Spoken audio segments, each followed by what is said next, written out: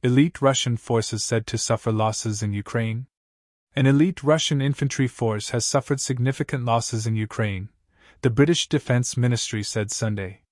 The ministry said in an intelligence update that imagery from the Volodar section of Donetsk Oblast shows concentrated Russian vehicle losses, with the vehicles probably from Russia's 155th Naval Infantry Brigade.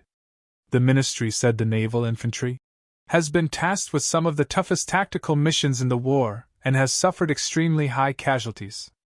The ministry update, posted on Twitter, said the capability of naval infantry brigades has almost certainly been significantly degraded because its units have been replenished with inexperienced mobilized personnel.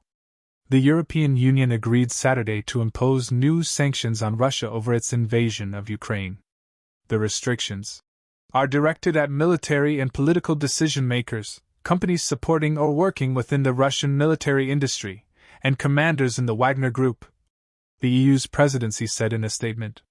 The 10th round of EU sanctions targets about 120 individuals and entities, including those involved in the abduction of Ukrainian children, those who spread disinformation, Iranians involved in sending drones to Russia, and members and supporters of the Wagner Group mercenaries, including its activities in Africa.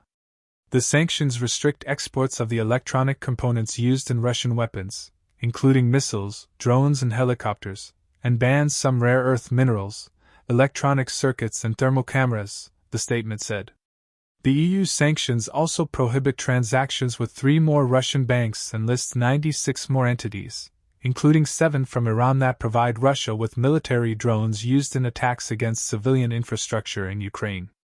Ukrainian President Volodymyr Zelensky applauded the sanctions and said in his nightly video address that Ukraine is working to extend sanctions to Russia's nuclear sector and all those involved in the missile program and the nuclear blackmail of the terrorist state.